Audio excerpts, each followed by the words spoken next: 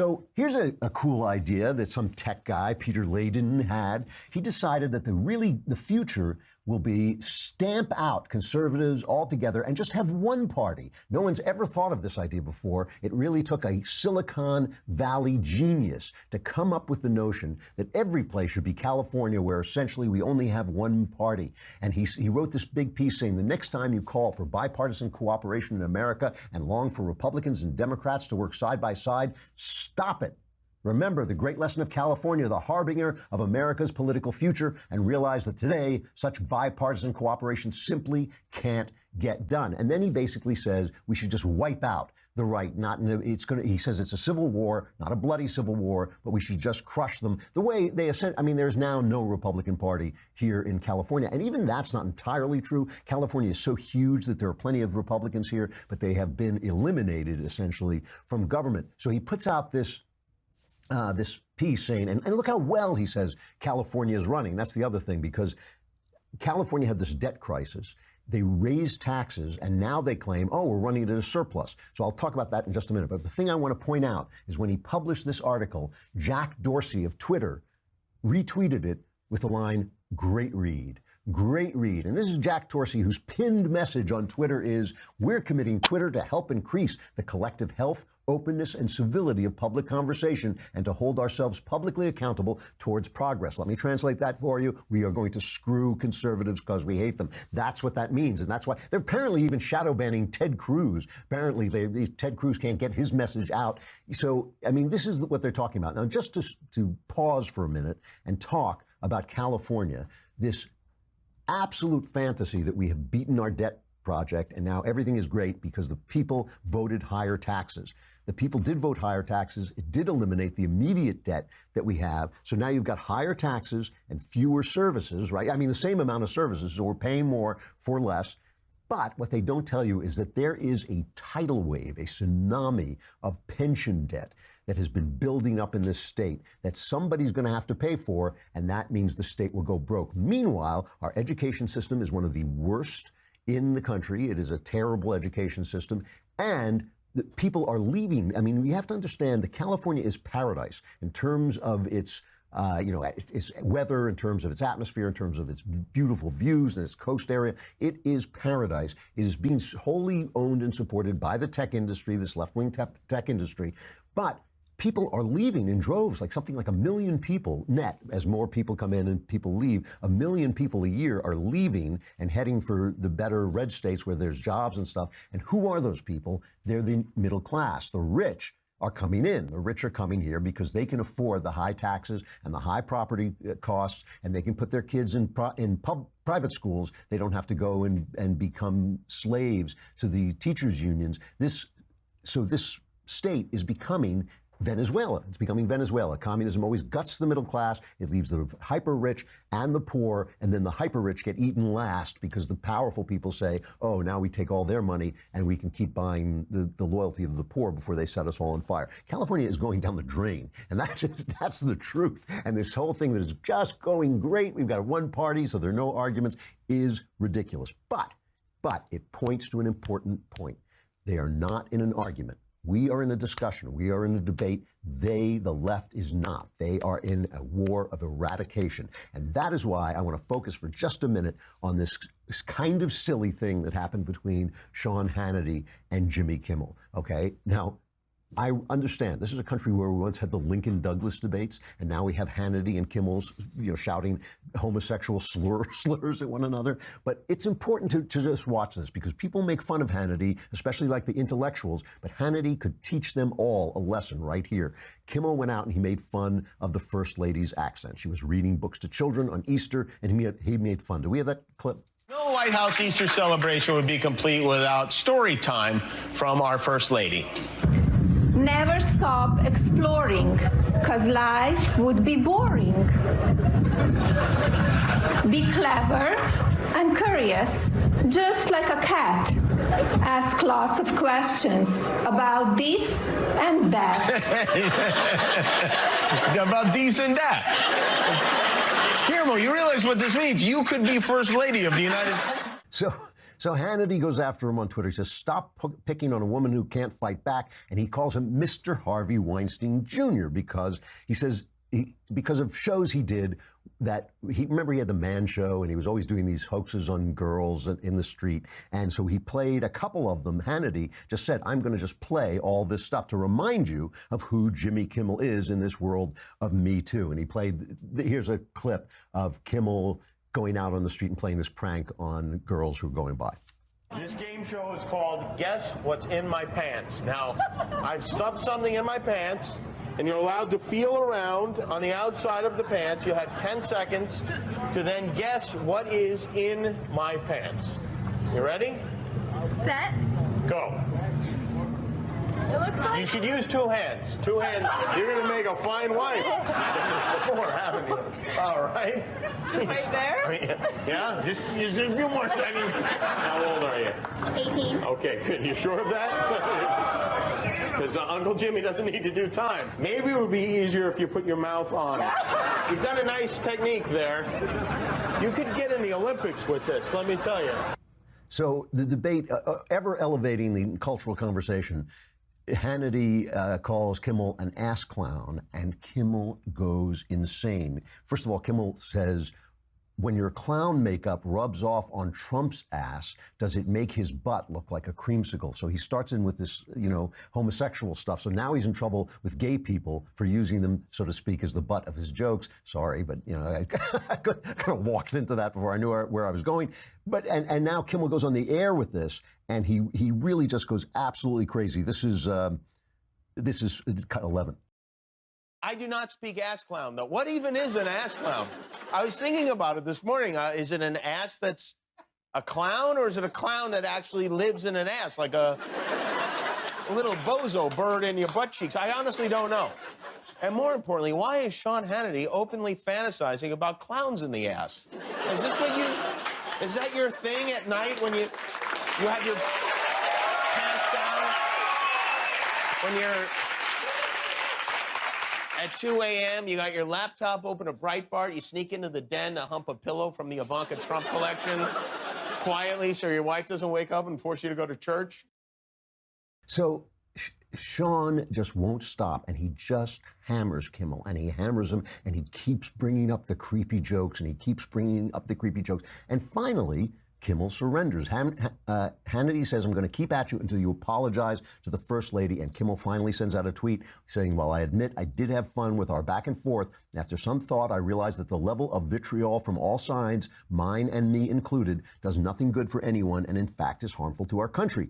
Even in 2018, the vile attacks against my wife and wishes for death on my infant son are shocking, and I encourage those who made them to give their words and actions thought. I, too, will give my words more thought and recognize my role in inciting their hatefulness. I will take Sean Hannity at his word that he was genuinely offended by what I believed and still believe to be a harmless and silly aside referencing our First Lady's accent. Mrs. Trump almost certainly has enough to worry about without being used as a prop to increase TV ratings. It's a snarly apology. When you get down into it, he's not really apologizing. He's not really saying it's wrong. But it actually was strike back. It actually showed that Kimmel couldn't take the heat because Kimmel is a hypocrite. Kimmel is a guy who does anything that he thinks is going to work and keep his audience coming in. And he has been an absolute pain. He has been just absolutely wrong to use a network show, which is on the public air, to attack one side relentlessly over and over and over again.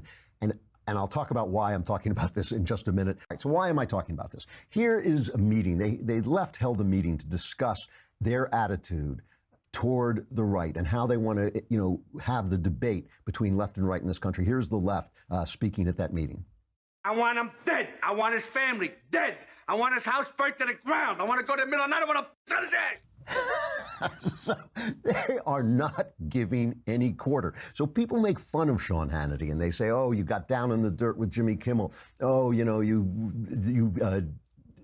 lowered the level of our conversation by talking about ass clowns and all this stuff.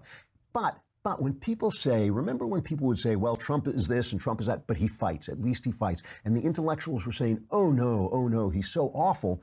Well, Trump may be awful, he may be rude, But the fighting part can be excised from that and remembered. Let me give you an example. My friend, Kevin Williamson at the National Review, call him a friend, maybe I should call him a pal. He's not a close friend, but he's a guy I know.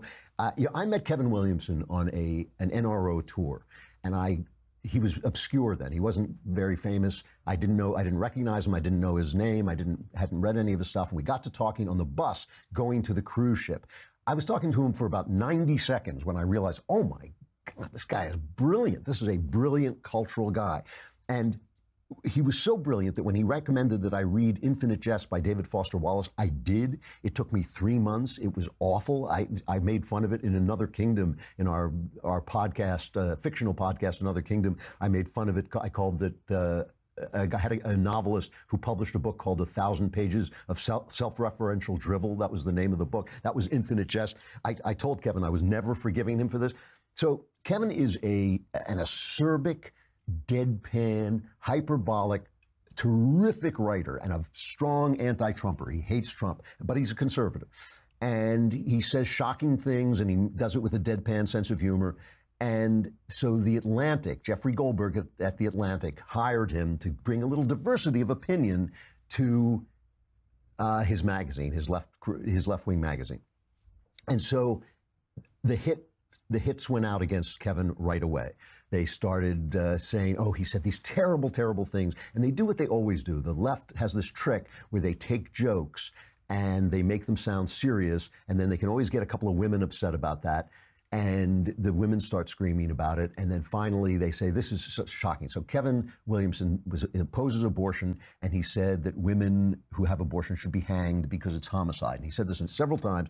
Kevin has an absolutely deadpan sense of humor. He will say these deadpan things. He did clarify in a speech at Hillsdale College that he didn't actually believe this, but that didn't stop anything. Media Matters, the David Brock Soros group, right, which is just all it is a left-wing hit group. And David Brock, remember, is the guy who started this fake news thing so he could worm his way into Facebook and Twitter and Google, which he did, and get left-wing censors of conservative speech. It was a planned thing. It was really well done, and it has succeeded.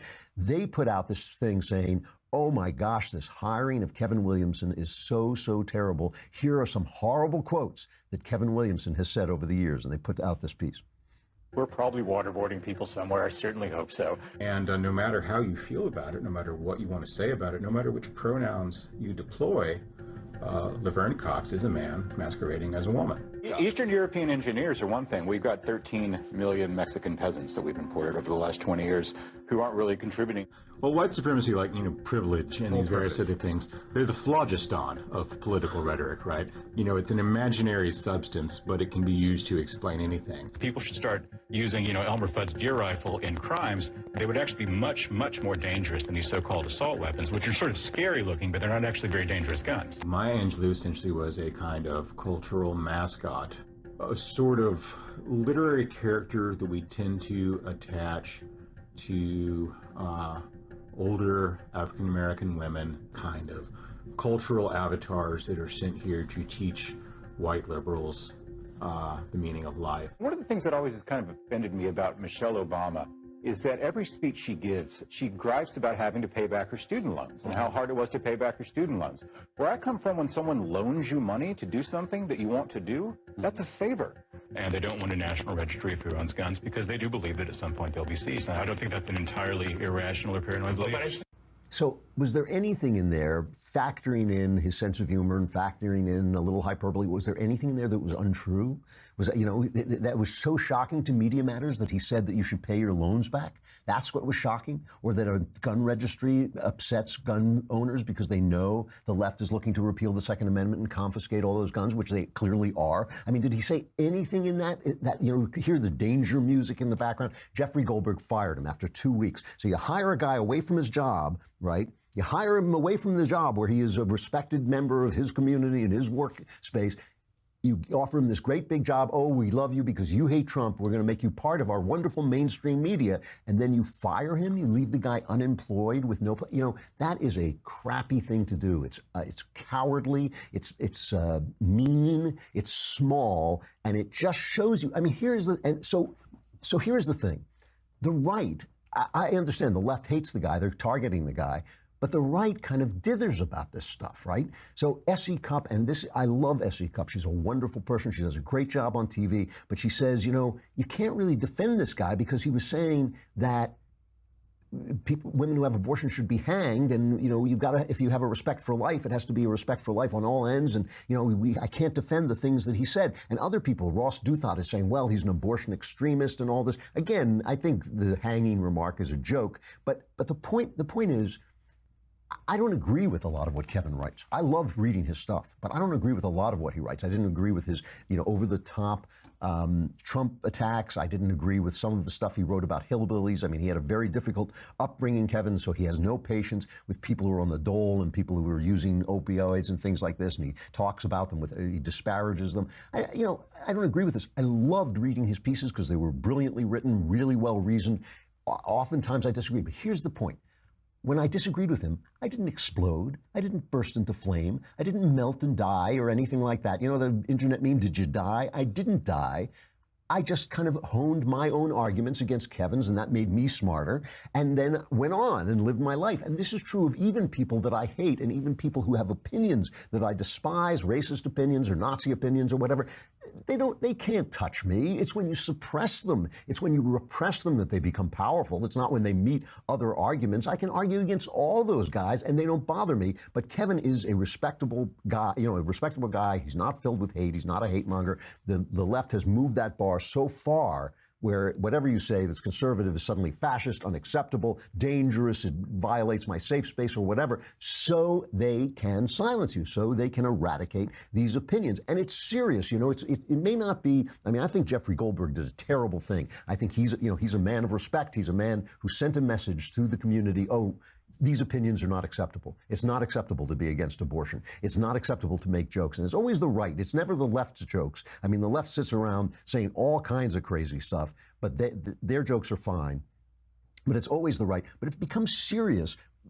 For instance, in the matter of Scott Pruitt, the head of the EPA. Scott Pruitt has been the victim. First of all, Scott Pruitt has been great. He has been one of Trump's best people. He has done all this stuff where he's eradicated all these environmental rules that weren't improving the environment, but were damaging business and were giving the government too much power over your workplace and where you were. So he rescinded, this is 1 year, he rescinded the Waters of the U.S. rule that sought to regulate every pond in America, reading this from the Wall Street Journal, proposed to repeal the Clean Power Plan rule that sought to put coal out of business, urged the president to withdraw from the Paris Climate Pact, made a priority of cleaning up genuine pollution problems like Superfund sites, and this week he began revising the destructive Obama-era fuel economy standards. So they went after him, and they had all these bogus ethics charges against him. He rented an apartment, from a friend who might have been a lobbyist, whose husband was a lobbyist,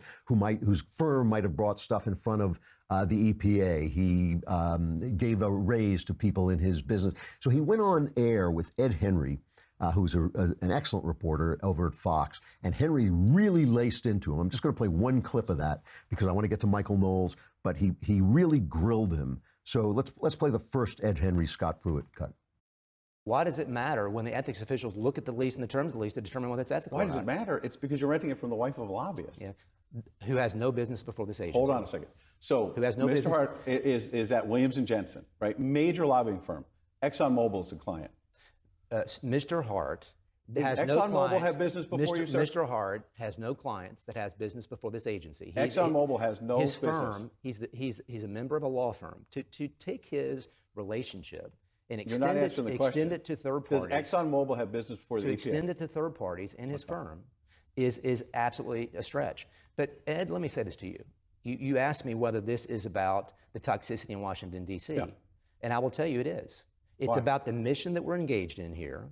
And this arrangement is, again, been signed off, as I've indicated to you. And it's been stated by the ethics officials here, career ethics officials.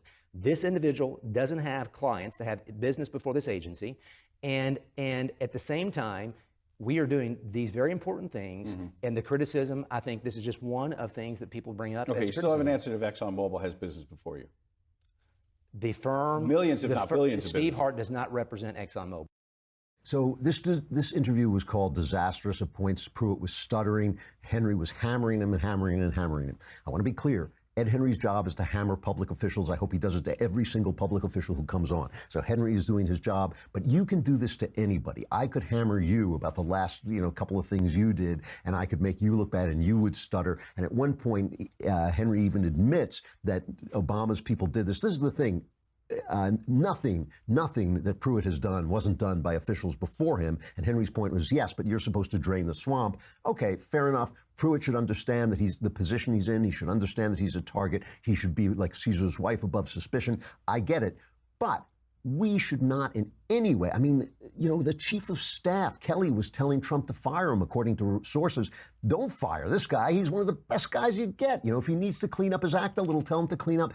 But we have got to fight these people because, this is the thing. I'm all for conversation. I'm all for debate. But when their idea of debate is your shadow ban, your ban, we're changing our algorithm so you don't show up on our Google searches. We're defunding your videos on YouTube. When that's their form of debate, they are instantly in the wrong, and we need to fight back. We shouldn't dither about this stuff. It's not a question. I mean, I'm perfectly happy to talk about whether Kevin Williamson is right on one day or wrong on another day. Has nothing to do with it. But Goldberg should be ashamed of himself. The Atlantic should be ashamed of themselves. Pruitt should be defended. I mean, this is ridiculous. If you don't want people fighting like Trump, with the insults and the meanness and the over-the-top remarks, if you don't want people fighting like Hannity, getting down at the level of Jimmy Kimmel and using that kind of language, then fight at a higher level. But fight. These guys are popular, and that kind of rhetoric is popular because the intellectuals are dithering, and they're letting this campaign of silence go on without standing up to it. So if you don't want to fight like Trump, don't fight like Trump, but fight like Trump at least. At least do what Trump does and fight.